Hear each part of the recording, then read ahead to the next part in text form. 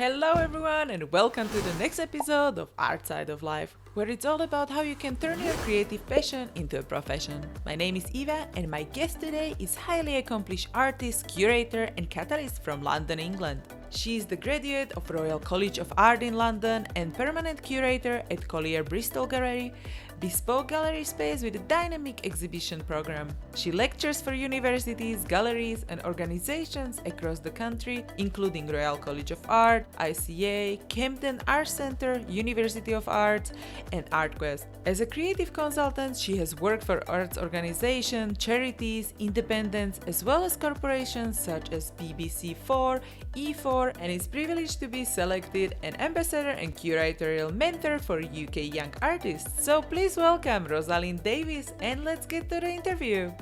Happy to have you here and welcome everyone to the next episode of Art Side of Life. I am super excited to have my guest here today.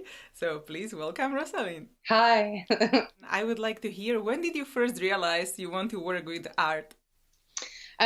Well, I decided I wanted to be an artist in a kind of roundabout way. It was something actually I tried not to be, or I didn't have an ambition to be, because my father was an artist. So I kind of, I'd seen how difficult it was and like precarious it was financially. And I thought, well, I want a more stable life. And then I was going to go and do English and drama at University of East Anglia when I was 19.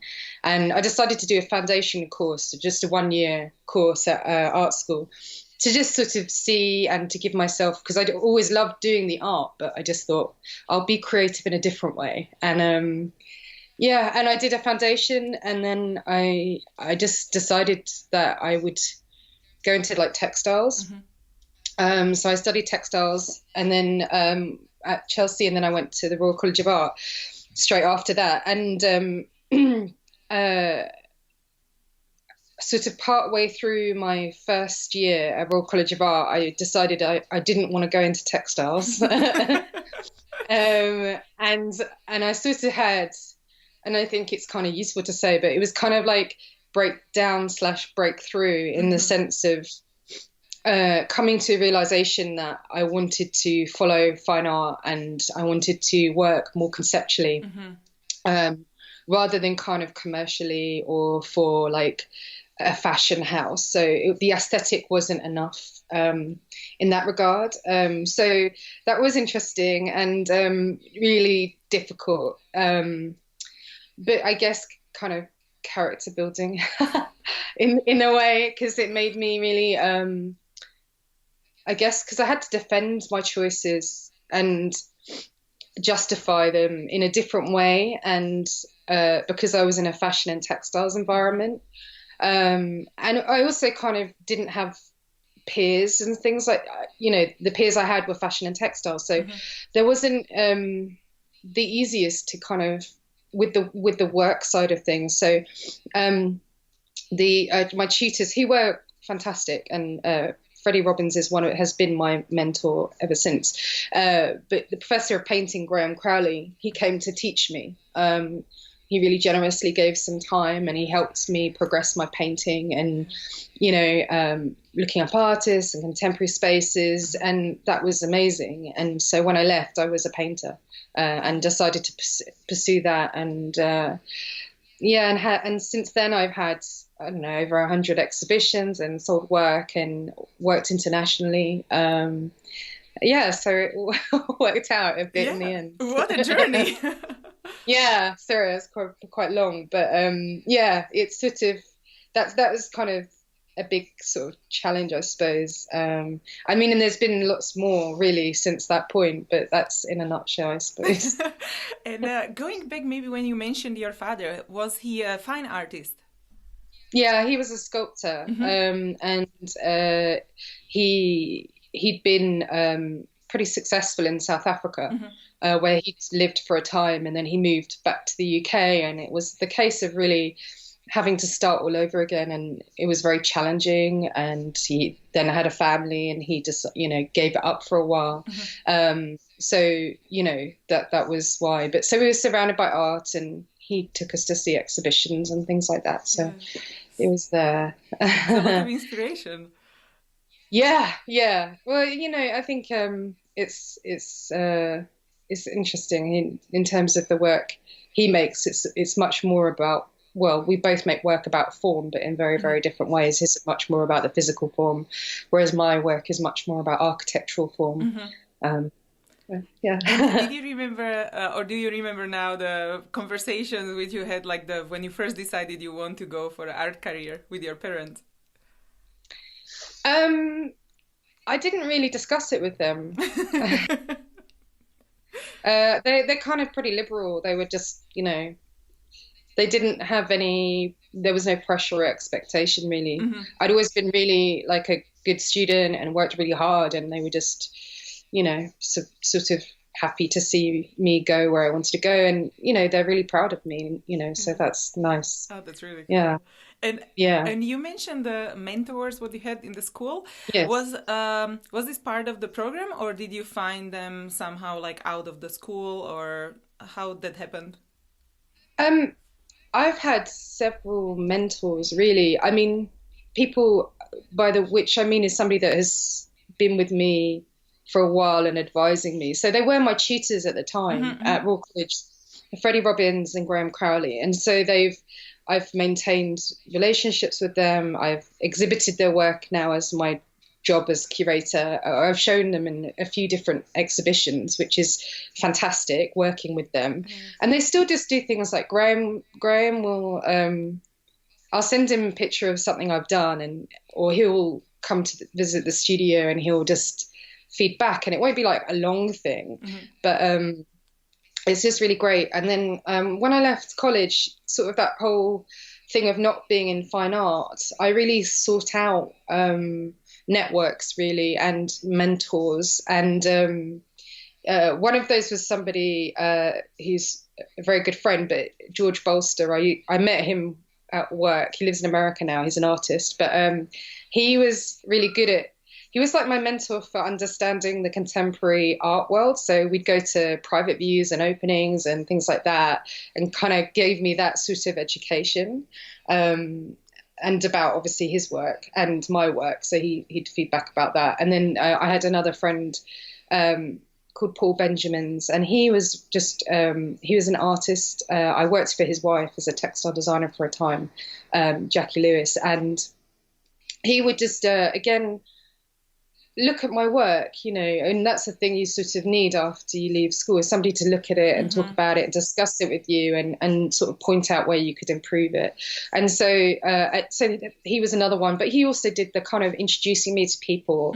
Hmm. He was he was an older artist, and he had networks, and he would sort of take me along. He was a great raconteur and a wonderful man and an artist, and yeah, he would help that way, in lots of different ways, and it helped me kind of understand a little bit more about the art world, I suppose. Yeah, for sure. Because then, so maybe also one of the really big advantages to go to like a renowned school or one of the big schools is to get contacts and networking, and they can introduce you to the outside world. Because Yeah. yeah, like first steps when you go out of the college, what did you do as well? Like, Yeah, well, that was the thing, is that came very quickly to the realization that I needed to take control of my own career, and that when I graduated, I wanted to have things in place. And so I did a lot of research of appropriate kind of curators and galleries that would be interested in my kind of work. mhm. I did my own postcard, my own invitation to send out to them with a note, with a letter, a handwritten letter. And my fellow colleagues weren't really doing that. They were sort of like under the notion, particularly because like, oh, it's RCA, that somebody's going to scoop you up or Saatchi's going to buy all your work. And I was just like, okay, that's really unrealistic.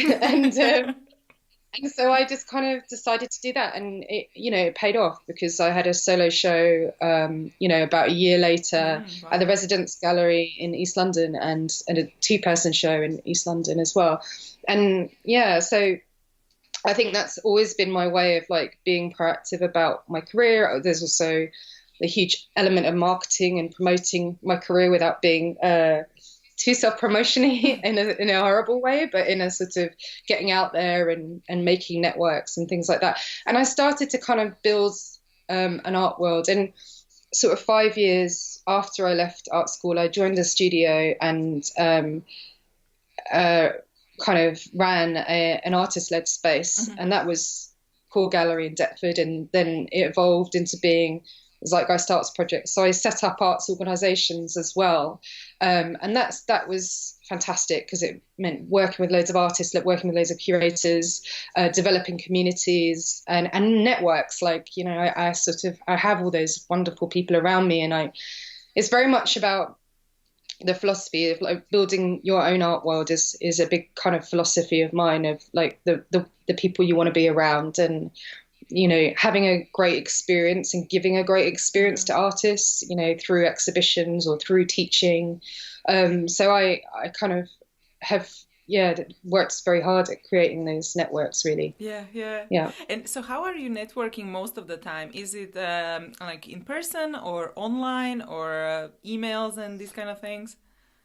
It's both in person and online. I do use social media in terms of my work and in terms of my work as a curator and teacher. So, it's just a really fantastic way to keep in touch with artists I've worked with, and then I can, you know, promote what they're doing and just by retweeting something or something like that. So I kind of, and it's just sort of good that you'll think, oh, how's so-and-so? And you just can have a little look at their Twitter timeline and see what they're up to, their Instagram, and know a bit about what they're doing and the work they're doing. So I kind of touch those bases more. I mean, email is like the pain of my life.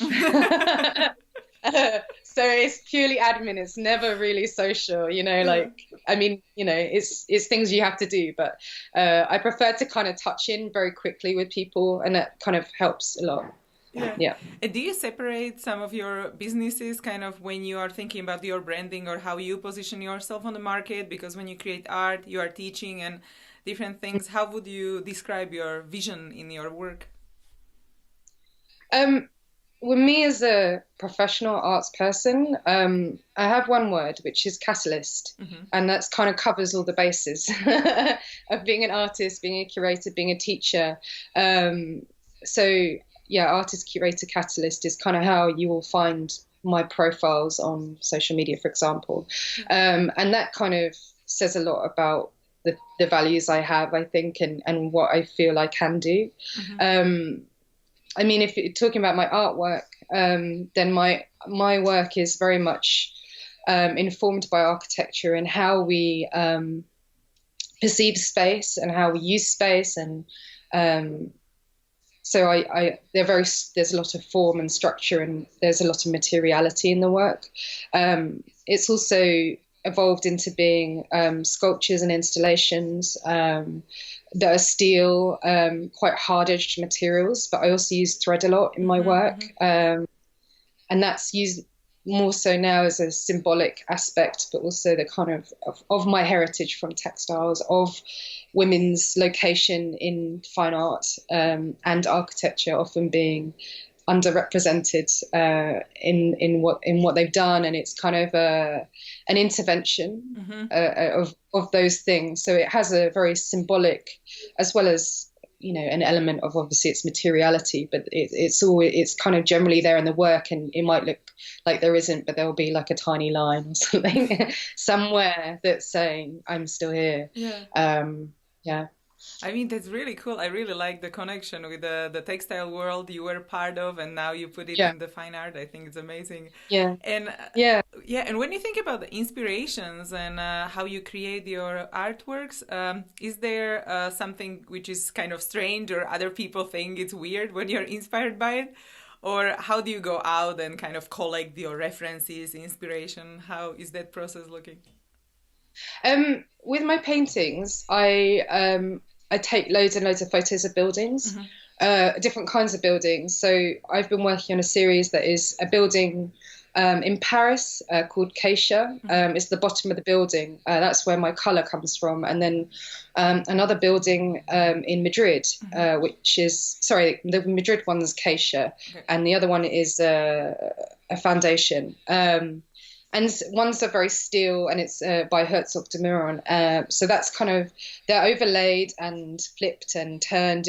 So I take photos and then I use Photoshop to collage and overlay until I find the right kind of dynamic where it feels like things are shifting. And so, yeah, they're two different spaces collage. So I take loads of pictures of buildings, but the other things are, like, they'll be obscure as well. So I was taking photos of the back of a university, just the kind of grids and the lines is as kind of something that inspires me.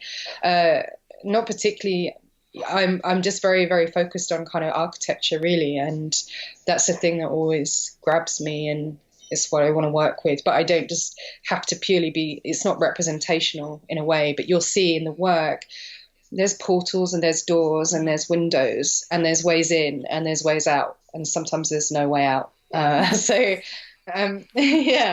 there's a series called Exit Strategy. Oh, which is, yeah. So the titles of the work are kind of an indication of a more psychological space that you might be inhabiting. Yeah, definitely. And because now you also mentioned that you go like out and you take a lot of pictures. How do you design your week or day, and how do you plan all your activities? Because you have so many. Yeah.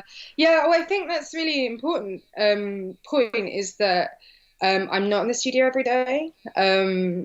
My practice is about not just purely sitting in isolation. It's conversations with other artists. It's going to see art. It's reading about art.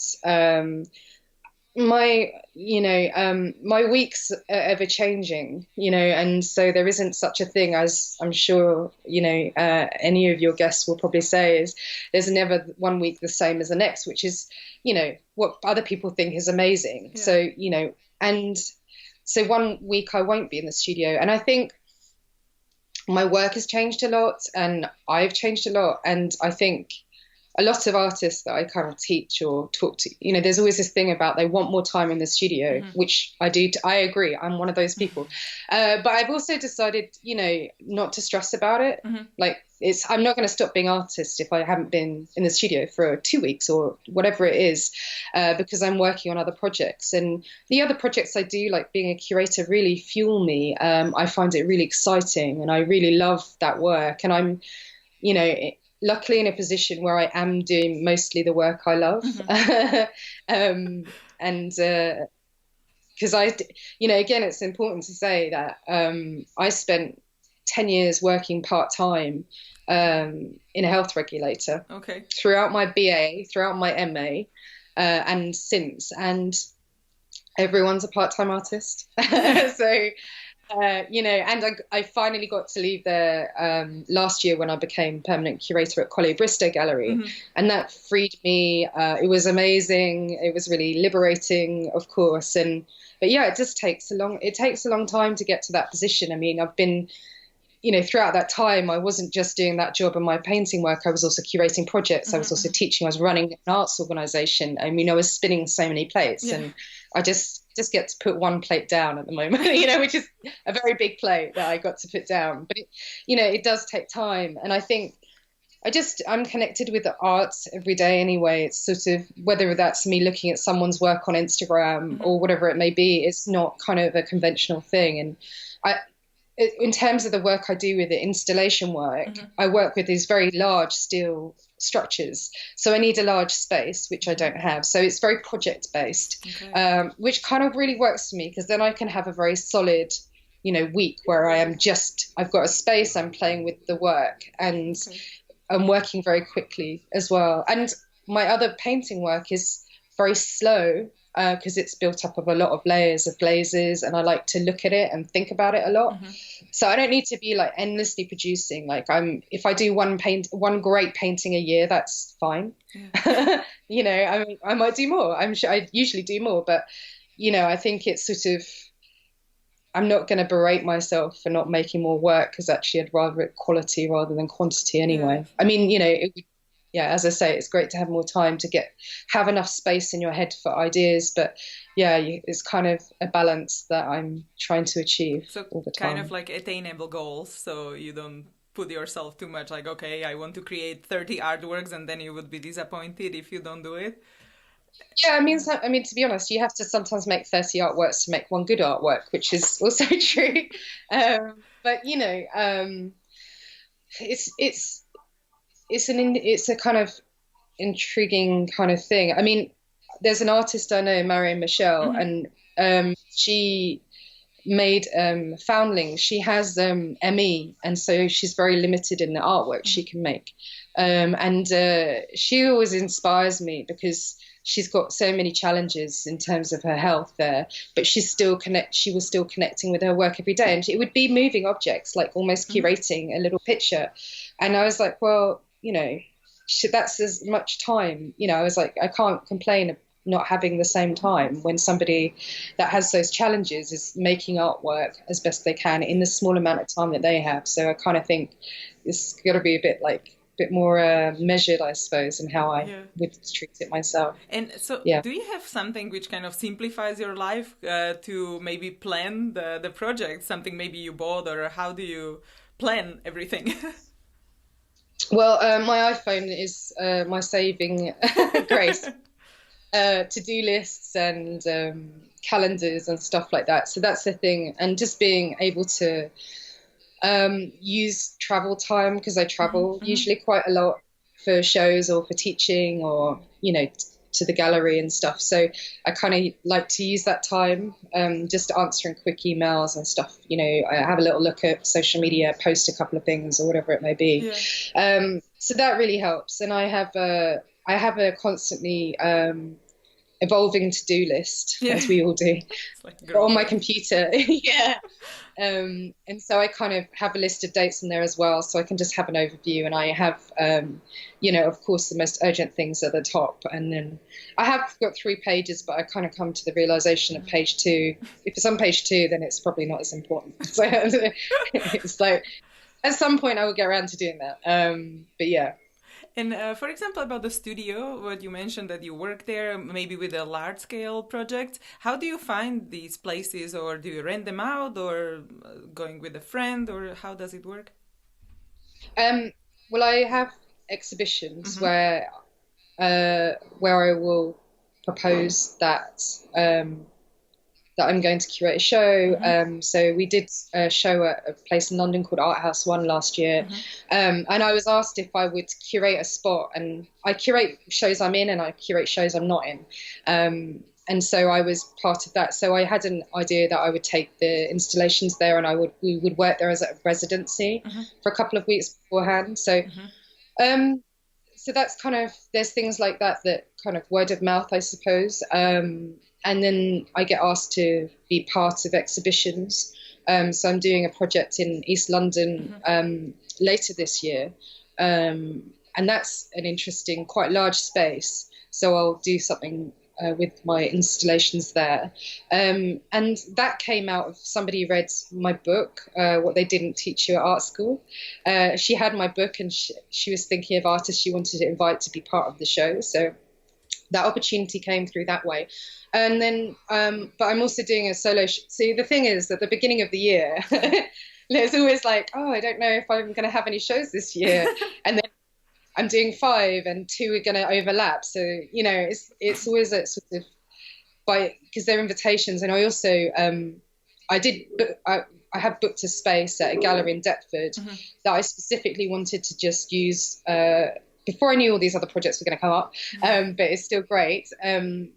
So that I can just purely concentrate on, as I say, um, my installations are modular, so they're like make lots of steel structures, so there's like endless possibilities. So I just want to be able to go and play somewhere for, you know, a week, and invite people to come and see the work and talk about the work, really. So yeah, so mainly it's by invitation, Hmm. or I put in a proposal. So next year we'll be going back to Art House One, and my partner's an artist, and Hmm. he's a collaborator, so to speak, not in making the work, but in the sort of thinking about the work. And we're going to kind of work on a proposal together for a gallery, hopefully in sort of Mexico or Sao Paulo, where we have some contacts. So we're sort of planning. Yeah, Cool. yeah. Hopefully, yeah. I mean, it will be a long. It's a when you put in a proposal, you might be looking at something in 2 years' time, and then the times things pop up, and you just say yes. So kind of works that way. And so, what is the most exciting project right now, or maybe something which is coming up? Lots of exciting projects. I mean, the ones I've just told you about. Mm-hmm. I'm excited by all of those. And shows coming up at Collyer Bristow Gallery where I work. We have a show on at the moment called Strange Lands, mm-hmm. which I'm very excited about, even though it's on for another couple of months. It's on to October. And then we'll be having a new show in October, and I'm just putting that together now. So that's exciting. So all of those things are exciting, and hopefully getting a new studio. So that will, upheaval, but exciting eventually. So nice. Yeah. And so, and how do you do like transitions between different roles? What do you have? Is there like a different way of thinking when you are like jumping from one role to another? I think what I find, I mean, I try and have routines mm-hmm. as much as possible. So the thing of like there not being really a fixed kind of week, but usually Saturday to Monday, where possible, is studio day. Mm-hmm, mm-hmm. Studio days, and then it depends really. I try and compartmentalize different things and work to different timescales. But I mean, the headspace is very, very different. Making work to curating or teaching. It's just a different headspace, and it's getting that headspace really, and that kind of, for me, a calm place, really, and kind of shutting off things like social media and the rest of it, so that it's a bit uninterrupted. So trying not to take the computer to the studio or whatever, to try and make sure that I'm unavailable. And I think as well, there is within that sacrifices that you have to make, I think, if you want to work hard at it. So I don't kind of go for Sunday lunches with friends at the pub, which I see as I go to the studio, like, that kind of thing. It's, not that I don't ever socialize, but I mean, there is a limit actually as well in terms of what I can do. And I kind of realize that too. And, that's fine. And people get it. I mean, I just tell people I'm going to work, and that's what it is. Yeah. Different priorities. Yeah, which is nothing to say there's anything wrong with other priorities. It's just how I kind of have had to be very dedicated and very committed, mm-hmm. To those things. And that means that, you do sort of lose some of those other pleasures, but you get your pleasure in your work. So that's kind of, for me as well, making work is challenging, but in the sense of an intellectual challenging, but it's also very, very relaxing in the sense of creating something is, and it's very, very it's exciting, and I feel a lot of wonder about it really. So I think that kind of trumps the Sunday lunch thing for me. And what would be your self-talk when you are deciding between different projects, or among like different proposals, when you have to say no to some projects, like how that looks like? Yeah, I mean, I think when deciding on what projects, when it's an exhibition, it's kind of weighing up what the exhibition is about or for. Mm-hmm. And I mean, there's something that I think with exhibitions, it's usually yes, unless it's going to cost me a lot of money.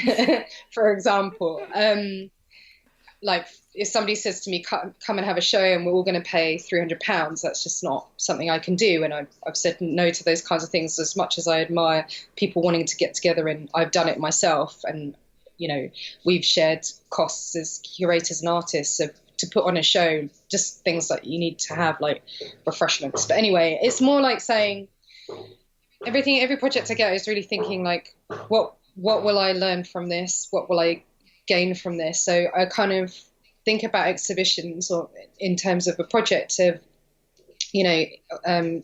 as a way to develop new ideas, to create new networks, to kind of keep reminding people I exist that already have relationships with and networks with, an opportunity to kind of teach and learn. So I look at those possibilities. So I recently just came back from Edinburgh, where I was part of a group show there, and one of the things I had to, so I'm in London, and one of the things I had to weigh up is, could I go? Because yes, I could send my work, but that doesn't feel like a valuable experience in the terms of what I would gain from it. Yes, they could send me a couple of nice pictures, but so it's really important for me to be present at those things. So that was a thing. And I said to them, well, I have to look into whether I can afford to go, because it's not the same if I don't. So those are the other things that you kind of consider. And it's a whole new, so for me, it was a great space, but it was a whole new group of artists I didn't know. It was a range of artists. It was artists working in architecture. So it was a really valuable experience, and it was 4 days, but that was plenty, it was great. So it's those sorts of things.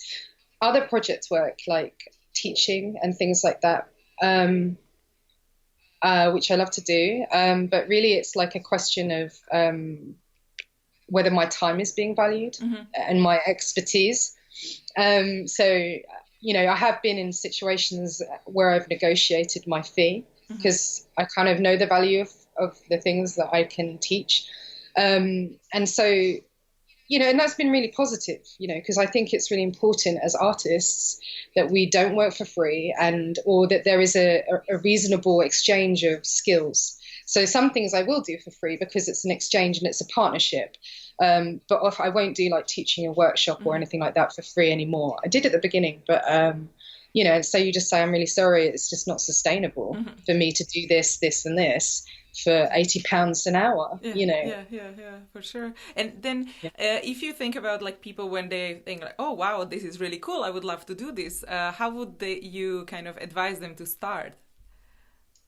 I would say start by being professional and being proactive and doing your own things. So setting up your own exhibitions and start kind of building networks, understanding, the art world that you want to be part of or whatever creative world you want to be part of. Work hard, say thank you for everything.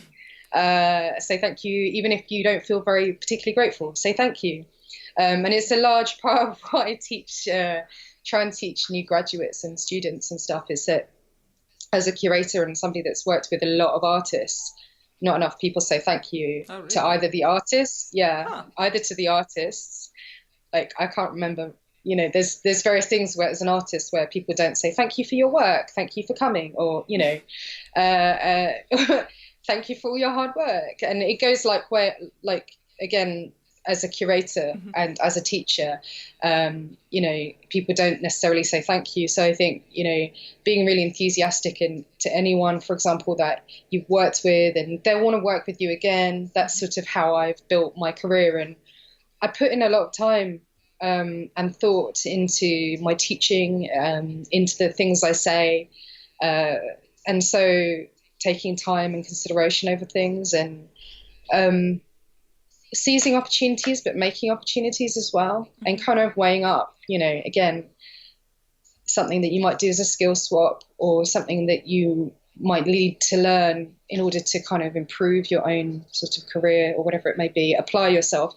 And social media as well is a big part of building careers, as artists, as curators, and so any fields, to be honest.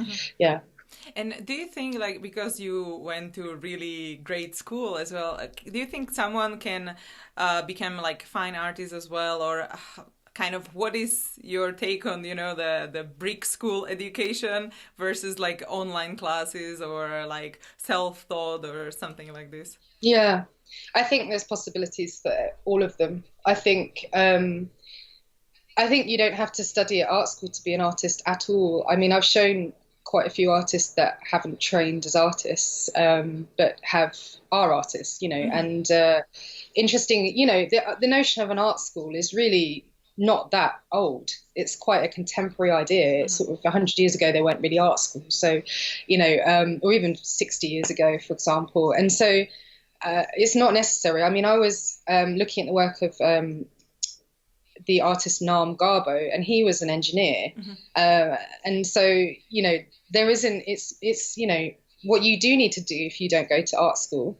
And in a way, I kind of feel like I had a bit of a different tack of an experience of an art school anyway, but is the kind of create networks, find somebody that will teach or mentor you. And, I say to people here when they say, should I do an MA, which is, I don't know, £10,000 a year?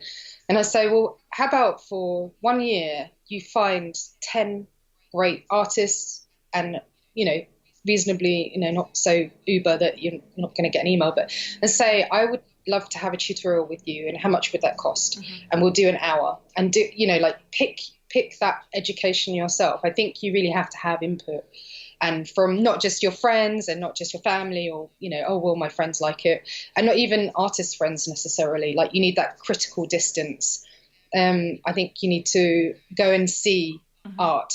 And not just like big institution arts, but like go and explore different parts of your kind of community and see what's there, and go to anything you can, like talk, artist talk or things like that. And I think, supplement it with, a kind of skills workshop or whatever it may be. There's lots of opportunities, but I kind of think you can build that kind of education if you apply yourself to it. Yeah, because I think it's a really good idea as well if you can find yourself a role model. Either the person is teaching in a school, or he's like separate entity artist, and then you can contact them and see how they can influence you, so you can build on your skills. I think that's amazing. Yeah, I mean, I'm a mentor as well, and it's been, I really enjoy that aspect. So I've been working with an artist for about 3 years, and really great to see her kind of developing and growing and gaining in confidence really as well, and kind of, seizing opportunities and really listening to the things that I've said, which is helpful. That's really cool. And so what was your best advice you ever received during your career? Well, that would be Freddie Robbins saying, you have to hold on, and it takes time. And Graham Crowley saying, it's a job, you have to go to it, work every day, Monday to Friday or whatever it is. It's a job and you have to go. It's not kind of something that you kind of wait for the motivation or the inspiration to seize you. Just go to work, and it's a job, great job, but it is a job. So kind of, and that was really helpful because I kind of had revered it anyway, as a kind of profession, I suppose, and it kind of demystified it all really. Yeah. And what about the worst advice, if you can share some story, maybe even? The worst advice is you could sell loads of prints of that work, and then you spend money on the prints and you don't sell the work. So that's kind of it really. I think that's the worst advice really. Yeah, I've mainly had very good advice, and even I can't remember if it's really bad advice. I think I just have forgotten it. I think. Yeah, and can you maybe share as well a worst moment of your art career, and what you learned from it? Yeah, the worst moments. There's been a few, I think, but it's much more about it's not about sort of, I had an exhibition, it was awful. Because I think even the worst things you can learn from, I just will never work with that person again, or, I will never show in that space again. So there's nothing like that. It's more that, I suppose about kind of 2 years ago, having a bit of a kind of crisis, I suppose, about what am I doing? And in the sense of, I wasn't sure what I was going to make, and I didn't really know what I was doing with my work, and I didn't feel inspired. And sort of thinking, well, what's the point? It's just another painting world or whatever it was. And feeling quite low, about it all. But what I did is I drew loads. I drew loads of structures and elements. I saw an artwork by Constant. He was an architect but became an artist. And it was just this structure, and it just kind of really struck me. And I drew it, but then I drew like loads of different versions of it and flipped it round. And I didn't know why. I was just like, I'm just doing drawings. And my partner, he was very, very encouraging, and he was, really enjoyed the drawings. And I like the drawings looking back. But out of it, eventually came these steel structures that I work with now. And I think the difficult thing about being an artist is kind of having it not necessarily, obviously it's unstable and unpredictable, but you don't always know what's around the corner with your own work, and you have to hold steady. I think, hold on. And, I would do things like, there's this Donald Judd quote, which is actions to relate to oneself, which is what every artist should look at if they're ever stuck. So it's a list of things to do. So to cut, to pleat, to, and so I would look at that list and think, what else could I do on that list? I didn't get through the list, but it was just a nice thing to have in mind of like, you don't have to make a meaningful piece of art. And, there's a sort of the balance really, like feeling, sometimes you can feel overwhelmed by it all really. And I think I just had a moment, and I think you just have to hold on, because we all hit those walls from time to time in our careers, and you think, what do I do with this all? Or, so I think, that was, more so than anything sort of external. It was more internal for me. Yeah, and then you basically overcame it with just practicing more and just like doing what you enjoyed and kind of going on with that. Okay. Yeah. And I mean, yeah. Sorry. And how did you is there something you wish you knew before you transitioned from textile design and patterns to fine art and paintings? I wish I'd known more about alternative careers, I suppose, than just a sort of very kind of direct, you should work with a gallery sort of way. And so that was kind of self-educational. I mean, everything I wish I'd known at art school or before I left art school is in a book I wrote called What They Didn't Teach You in Art School. So that's everything I wish they taught me at art school, really. And that's not a criticism. It's just that, like I wish I'd been taught more about social media, although it wasn't so kind of big as it is now, as it was sort of 10 years ago. But yeah, I mean, I was fairly pragmatic in any case about I would need to build my own art career. So how do I do it? And, ask my mentors, and so, yeah, I sort of, there was a lot I didn't know. It's probably best I didn't know some of it as well. Like, you're going to be doing a lot of admin all of your life and you're not going to be just in the studio. I think those things. I mean, I think the wonderful thing in the circuitous route that I've taken is that I wanted to be a writer, and I am, and I wanted to be an artist, and I am. I mean, that was obviously the first thing. But also curating is kind of a really wonderful kind of vocation and job that I have now as well. So I kind of get to do all these nice things and learning along the way and evolving and adapting and seeing what I liked or didn't like about my own experiences and how I could improve upon them. Like the variety as well in the work and like everything combined. And maybe going back to some of your projects as well, how do you combine your incomes, or what is your main income, and kind of what do you live from? My main income is from curating at Collyer Bristow Gallery. So I'm freelance for them, but I get paid a fee. And so that's my main income, thankfully. um, and then the rest of my income is made up of teaching, and so I teach short courses. I do lectures at different universities or galleries or arts organisations. I sometimes do consultancy on social media and communications because I use that a lot. And very occasionally I might sell a painting. But that's really like, I've sold paintings over the years, quite a few, in the collection of work that I have. But it's a very unpredictable income, and it's very, rare in a way. So it's not painting.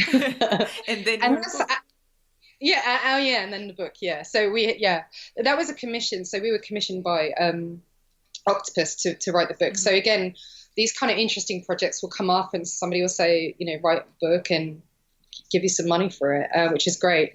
I think we will eventually get royalties once we've sold however many more. I don't know how many thousands we have to sell. But yeah, I'm not kind of like waiting on like there's going to be this huge check every year. But it'll be nice if there's a little check. And it's doing very well. So hopefully, yeah. But I think as well, I'm not like commercially driven, and I am more and more trying to kind of draw back from some of these paid things that I'm offered because of the headspace. And I know I'm very lucky to be able to do that. And there's certain things I'll always do. Like I could be working even more at certain things because I get asked, and actually I need to just keep some space.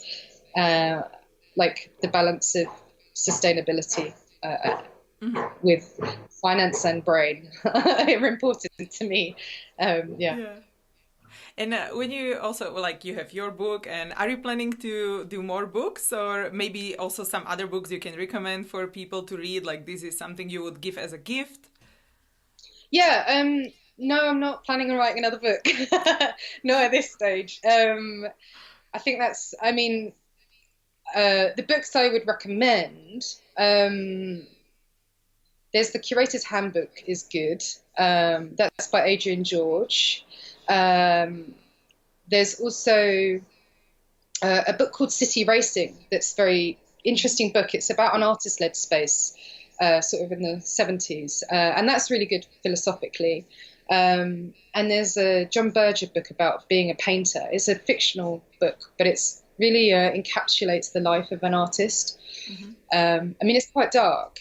It's quite sort of, what you do with success, and all those things. And then for pleasure, I'd say The Hair with the Amber Eyes by Edmund Wall, or Music and Silence by Rose Tremaine. They're the kind of gift things I give to people. Yeah, I need to put it on my list because I haven't read any of them, so that's good. Yeah. And as I don't want to hold you like too long because you are super busy. Sorry, it's fine. Oh, cool. Because I want to ask you as well about the future. Where would you like to be in 5 years, or what would be like a dream scenario? A dream scenario. It's kind of, when you see the questions, I sort of think, well, my dream scenario I kind of have. I have the jobs I love. I have amazingly talented partner and collaborator. I have a home. Hopefully I'll have a studio, which that will be changing, and, to be working maybe a little bit more internationally, just because I'm very interested in sort of the context of my work in other countries, particularly in sort of places like Sao Paulo or Mexico, where female artists are much more respected than they are in the UK, in the kind of field that I am in, which is geometric and quite a lot of abstraction and concrete art and constructivism. And I think they're really respected in those countries, whereas in London it's predominantly male dominated area, and so and it can feel like quite a closed book, I suppose. So I just would like to be able to be somewhere where they're more open and more excited and proud that a woman is working with steel and abstraction, really. Yeah, so that would be the kind of dream scenario, which is not really a dream because I think you can make that happen. Yeah. Yeah. But that's really cool because I heard from some artists as well when they imagine this dream scenario that they can actually paint it or draw it, you know. It was also on one of the TED Talks that you kind of Mm. like you visualize it and then kind of it will become true. Yeah, yeah. I mean, it's true. I mean, I think, you pick yourself and you pick the things that you want and you try and go towards those things. So, um, but you kind of have to make sure you've got enough experience to get them. Maybe Yeah. like the time thing takes a while, so Yeah. yeah. But maybe also when you have it in the back of your mind, then when the opportunity comes, then you know that, okay, maybe this is the one I should take. Yeah, I think there was another piece of really good advice that a gallerist gave me called Kerry Hand, and she said you have to be ready to walk through the door. Hmm. And I think that's true of any project. And if you're not ready and you fumble around and you fall out in the door, or it's kind of about your reputation, but it's also being ready, like being able to be articulate, being able to be professional, all of those things really kind of matter. Yeah, yeah, for sure. And when you are putting together like an exhibition, how do you choose artists or what are you looking for? When I'm curating exhibitions, I'm looking at artists that fit within a theme Hmm. usually. So I work thematically. So with Collyer Bristow Gallery, I also work site specifically. So it's a gallery in a law firm. So the context I take is what happens in the law firm and all the different laws and the things that might go on. So the gallery encompasses meeting rooms where people will meet the clients and then they'll be talking about whatever they need to resolve. Hmm. So, so the first show was called Complicity that I did there, and it was about artists kind of working with artifice, illusion, whether that was spatial illusion or a painted illusion. And so there was like a room for extradition, which was much more about a kind of a spiritual extradition and sci-fi, and there was a room for divorce and infidelity. Okay. But very subtle, Yeah. it wasn't sort of in the face. And so I like to work with the narratives of the space Hmm. for Collyer Bristow Gallery, for example. Um, and so it will be looking at, so I have a huge library in my brain of Hmm. artists that I've worked with, that I've mentored, that have taught me, Hmm. that I've met through exhibitions, whose work I've followed or looked up. So I'll go and see shows, not just sort of established artists, but artist led and all these things. And I'm also part of a lot of different kinds of artist networks. So Okay. I'm part of an organisation called the Undead Painters, Hmm. and we meet every 6 or so months.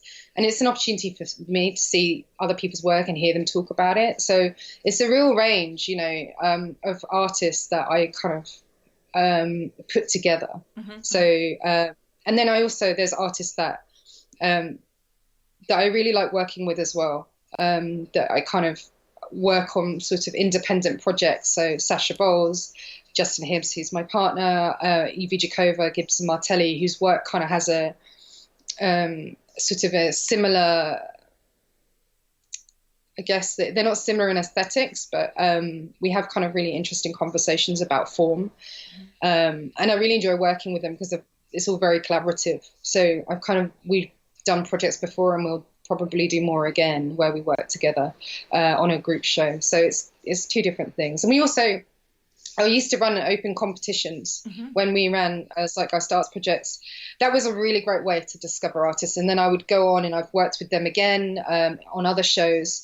And we do one at Collyer Bristow Gallery for 3 London art schools. So that's another way of discovering artists because you can't get to everything. Also means people get an opportunity to sort of submit their work to you Hmm. so you can see it. So they're really valuable and I've been in them and they've been valuable for my career. So you just have to also weigh up what the opportunity is and how you might maximize that opportunity. Yeah, yeah, definitely. That's really cool. Do you also look online or it's mostly in person? Like, are there any places you can find artists which would fit the exhibitions as well? Usually, no, I don't. I don't sort of, I know so many artists. I don't need to kind of, I guess, randomly search. That's not what I'm really doing. It's quite a focused sort of approach. I mean, so it'll be exhibitions I've seen, or it'll be, so I might look online at a catalogue of an exhibition I've seen. Like, so there was the Marmite Prize, which is an open call competition in London, well, the UK rather. And so I'd been to see the show, and when I was selecting works for this current show at Collyer Bristow Gallery, Strangelands, I was looking for particular kinds of artists and particular kind of artwork. So that was one of the places I went to look back and look at some of the artists, because I'd remembered them. And so that will be more why I don't just sort of, although saying that, what I would say is that I have shown artists who I've met purely through like Twitter and Instagram that I've gotten to know.